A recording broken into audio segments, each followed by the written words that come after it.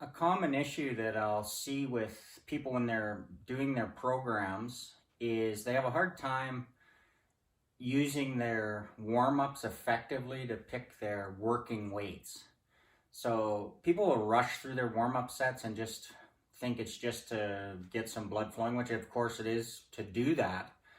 But you want to use those efficiently so that you're able to pick a proper working weight so that when you're doing your prescribed sets that they're actually going to be in the range that are effective, which is obviously where you want to be. So if you're not doing them correctly and you get through your warm-up sets and you still really have no idea where your work range should be, what your effort level should be, what ends up happening quite often is people's work sets are not either hard enough or they're too hard. So they're not in the proper range. So I'll see quite often in that scenario where if I have prescribed 3 working sets, and I've put a rep range of, let's say, between 12 and 20 as an example.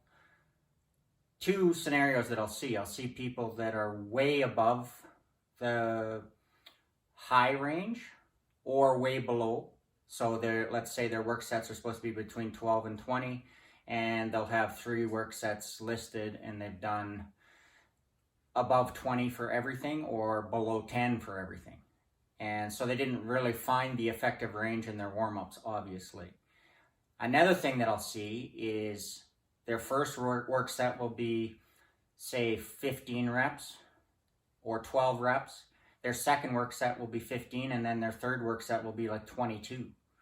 Well, I would consider those first 2 work sets not work sets. They're just basically not even, they're good warm-ups maybe.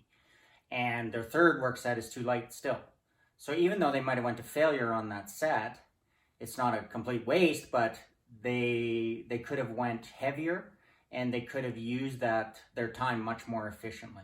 So I'm just going to show you what I do just as an example. I'm using lat pull downs just because that's what I happen to be doing today.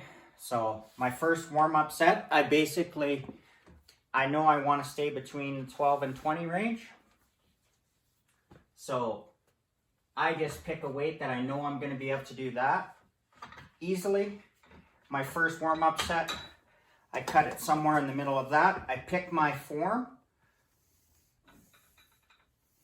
And the form I'm using for my warm-up sets stays exactly the same through my work sets. So that's very important, that as you work, your form does not change.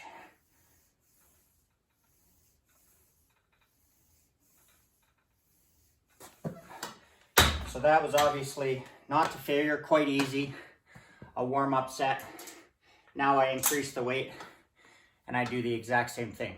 So I'm not going to show you all the warm-up sets, but I'll show you my first work set and what that should look like. So I just did my last warm-up set and I went to 15 reps. It wasn't to failure, but I could tell I probably had maybe 3, 4 more reps that I could have done, and then I would have been to failure. Obviously, you don't want to go to failure on your warm-up sets. That's not what they're there for. So I added a little bit of weight, and I know now on this set that I'll probably fail somewhere between 12 and 20. I'm guessing probably closer to 15, somewhere in that range. But I know I'm not going to be way above my top rep range, which I've set at 20. And that's not a magic number. That's just a number that I picked. Your rep ranges can be much different, but in that example, that's what I've done. So this would be what my first work set looks like.